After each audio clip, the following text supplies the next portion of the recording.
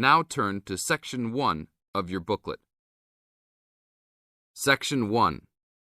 You are going to hear a conversation between Don and a rental agent. He hopes that his apartment problems can be solved. Now you have some time to read questions 1 to 10.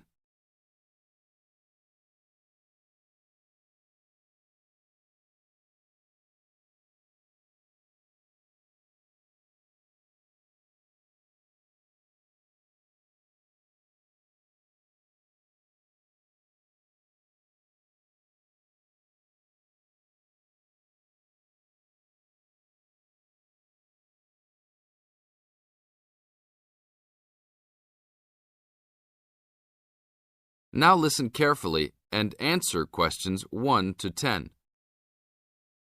Good morning. I am a rental agency. How can I help? Oh, hello. I'm ringing about some problems I'm having with my apartment. Yes, of course. If I can just get a few details first. What's your name? Don Chester. How do you spell that? Chester. Okay. And the address? Apartment 4, 18 Ruby Lane. Ruby Lane. And that's in... In Newbridge. Oh, yes. I know the one. Could I ask how long is the lease? It's for a year. And you moved in on... Last week. On 24th May. Good, thanks. Now, what are the problems you found? Well, nothing too serious, you know, but a few things that have been building up over a few days. Yes, of course. Well, the first thing is the fridge. The seal on the door is decayed, and we have a small child and need to keep milk cool, so we need to get that done straight away. Okay, that's the fridge for immediate repair. And then there's a little problem with the gas water heater. Uh-huh. The switch is broken. Right. It's not serious and we can still use it. But if you can send somebody over in the next couple of weeks or so, that'd be great. Okay, I've got that. Then we're worried about the front windows. Are they broken? No, but there are no blinds on them. And you know, with privacy these days... And when would you like those done? Oh, it's not really urgent. But there are only thin curtains on the windows, and people are walking past. Yes, we'll have those done for you by next week, don't worry. And then there's the front door lock. It's getting quite annoying. It often jams and we sometimes have to fiddle with it for minutes before we can get in the apartment. I'd really like to get that fixed up right away. That's no problem. And then the last thing is the shower curtain. It's torn. Oh, right. We can get a new one and have it to you in the next week, if that's all right with you. Yes, that's okay. Anything else? No, that's all. Okay, fine. What we'll do now is get someone over to you this afternoon if you're home. Well, I'll be out for a short while. Okay. Tell us your preferred times. Well, the best time is about 2 o'clock. I'd have to check that with him. And if he can't get there then, what would be your second preference? Oh, any time up to 6 p.m. would be fine. Okay, I've got that. Great. Thanks very much. That's fine. Thank you for calling. Goodbye. Goodbye. This is the end of Section 1. Now you have half a minute to check your answers.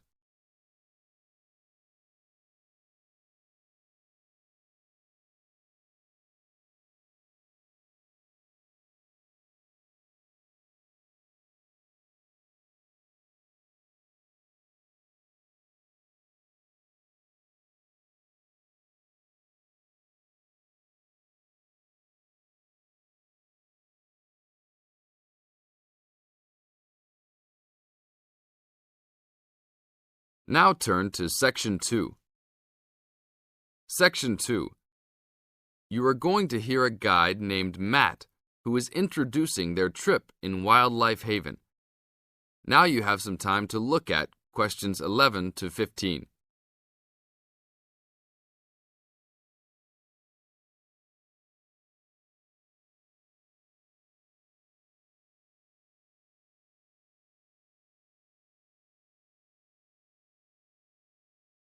Now listen to the first part of the introduction carefully and answer questions 11 to 15.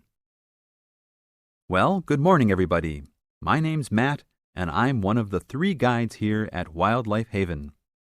Our job is to make sure that you all have a great time here with us and go home feeling happy and relaxed. As you can see, we're away from the city in a remote area between a national park and the sea. To encourage you to relax, there are no radios or TVs, and the only phones and newspapers are in the office. So, if peace and quiet is what you've come for, this is the place to be. From your cabin on the hill, you'll find you have the national park behind you, and you can look out from the sea from your front balcony. Your luggage will be unloaded from the bus and taken to your rooms in a few minutes. Once you have picked up your key at reception, please locate your room and check that all your luggage has arrived. The daily program here at Wildlife Haven is flexible and only as demanding as you want it to be. You should each have a brochure setting out the facilities and various walking tracks you can take. And on the bus, you are given a green sheet setting out a number of group tours in the coming week. If you want to join any tour, just write your name and room number on the relevant sheet along the wall here. Tomorrow, there is a beachcombers and rock hoppers tour exploring marine life in the rock pools along the beach. Or, if you'd prefer to go inland, there's a guided forest walk that takes you off the walking tracks. If you want to catch some lunch, you could join the beach fishing expedition. And at night, you'll see there is a moonlight forest walk that leaves each night at 7 p.m. So there is plenty to choose from at Wildlife Haven, and of course, that includes just sitting on your balcony watching the waves roll in. But I would recommend my favorite tour, the Waterfall Walk. This departs at sundown each day and also provides the opportunity to have a moonlight swim. Now you have some time to look at questions 16 to 20.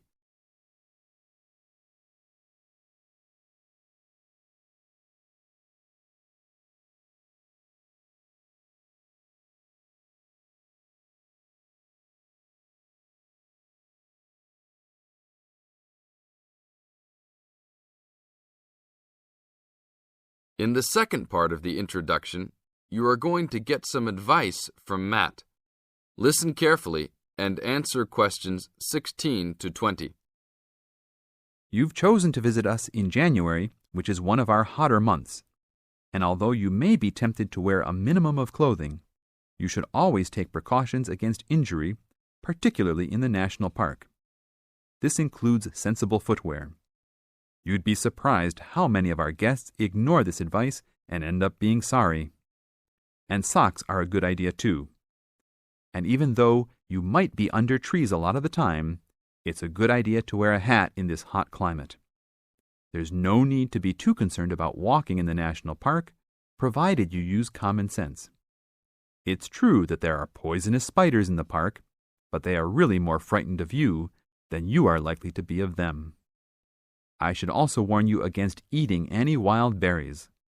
Some are edible, but you should avoid them all. We'll provide all the food you can eat. Well, that's about all for now. Dinner is from 6 to 8 p.m. in this building. This is the end of Section 2. You now have half a minute to check your answers.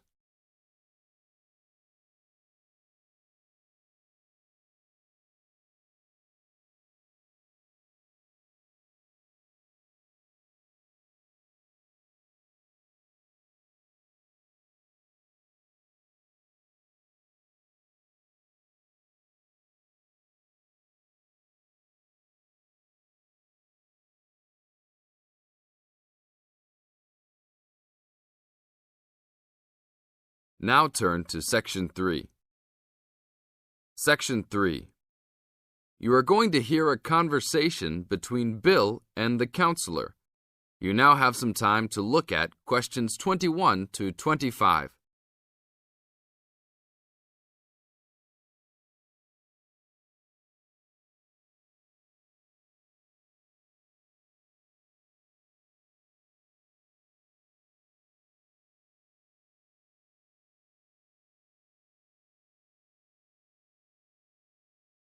Now, listen to the conversation carefully and answer questions 21 to 25 by circling the correct letter A, B, or C.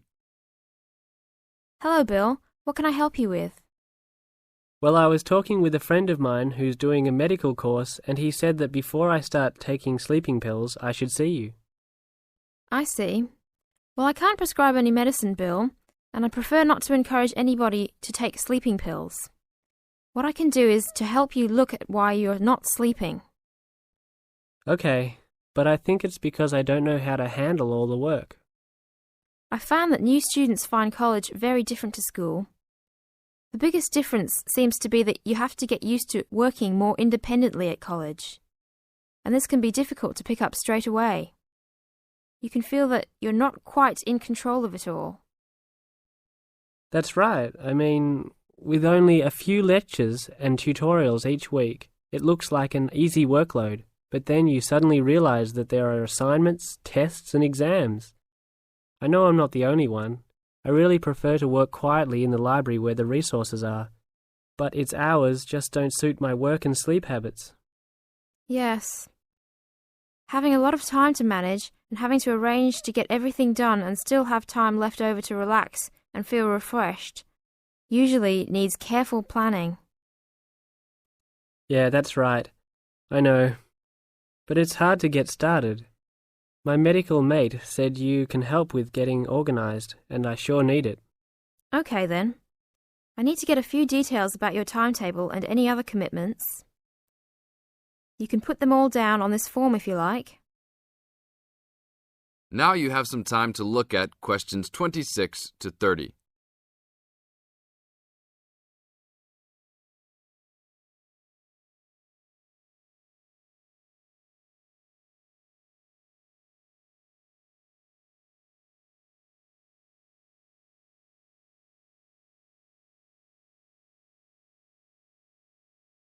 Listen to the second part of the conversation and answer questions 26 to 30 by completing the notes below.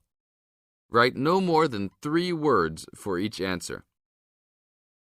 Now, Bill, what's your main concern? Well, what really gets me down at present is that the exams are coming up and I don't feel confident. I know you've spent a lot of time preparing, so let's look at the actual exam itself. No matter how much preparation you do, it doesn't really count if you don't plan how you will time yourself to ensure you get to answer all the questions. Usually there will be some guide on the exam paper that will tell you the relative importance of each question, its contribution to your total mark. I see. So if I feel organized at the start, I can be more confident. Exactly. So once you've worked out an overall plan, and this can be done quickly, you need to make sure you know what each question is asking you to do. As a marker, I know what answers I expect to a question. Then you need to address the question, not just write down what you know and hope the marker will appreciate the hard study you've done. Yes, that's important.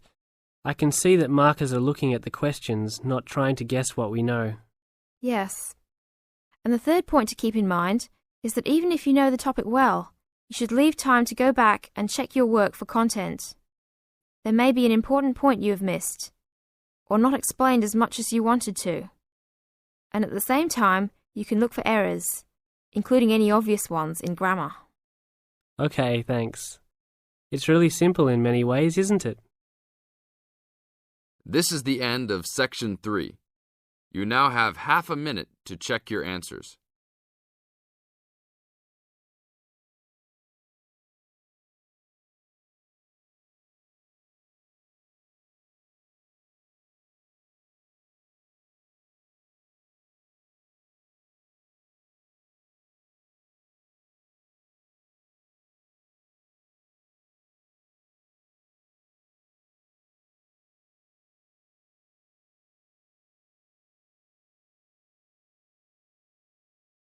Now turn to Section 4. Section 4. You are going to hear a talk given by Jim Allen.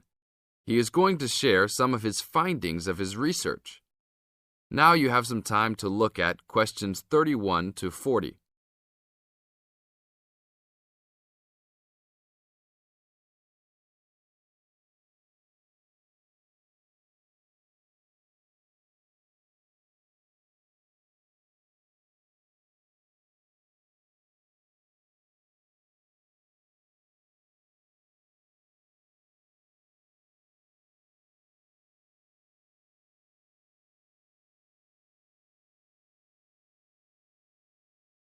Now, listen carefully and answer questions 31 to 40.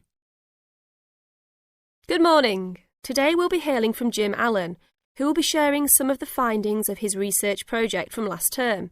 Jim. Thanks. Well, to start with, a little bit of background about the project. As you can see, our title is something that is relevant to everybody in this part of the world: water safety. These days, there's a lot more to water safety because of the increasing number and range of boats and other things people use on public waterways. I'd become interested through reports on radio about the number of incidents involving small powerboats and individual watercraft such as jet skis. It seemed to me that because these craft were essentially recreational and didn't require licenses to use, there was very little opportunity to influence the users towards being safety conscious. So, I decided to make this the focus of the project. For the research, we mainly relied upon talking to people, asking them questions in preference to using a written questionnaire. We interviewed a wide range of people at a number of popular swimming locations over 2 consecutive weekends, and asked them what they'd observed or experienced themselves. The respondents were both male and female, but the men were just slightly in the majority. We were pleased with their willingness to talk about the subject, and all told, interviewed 145 people over the 2 weekends. So, what were the findings? As you can see, 86% of people reported having had some type of problem. A surprisingly large percentage, 27%, commented that they had found it necessary to shout at an offending powerboat, but the main type of problem was the deafening sound that some of the boats made. On occasions, this led to swimmers deciding to move to another location. So what strategies did people adopt to ensure their own comfort and safety? Let's have a look at the figures. First, it was noticeable that there were often distinctly different answers between men and women. It was mainly the women, for example, who said they should try to choose places where boats couldn't go, whereas it was usually the men who said you shouldn't have to move if you were there first, so you should shout at them if necessary. Both men and, it was women who said you should call the authorities if the situation gets too dangerous or the powerboat drivers are acting irresponsibly. Then, I had thought it would be mainly women, but both sexes made the point that above all, it's important to get children away from any possible danger. Men were very aware that jet skis could be unpredictable in inexperienced hands. They also made the point that it's much safer to have your car nearby and clearly visible to any watercraft if you're swimming in a relatively remote spot. Finally, wearing visible clothing, men didn't think it was quite as important as women, but both gave it a high safety rating. When we asked them what they thought the government should do to help solve the problem. This is the end of Section 4. You now have half a minute to check your answers.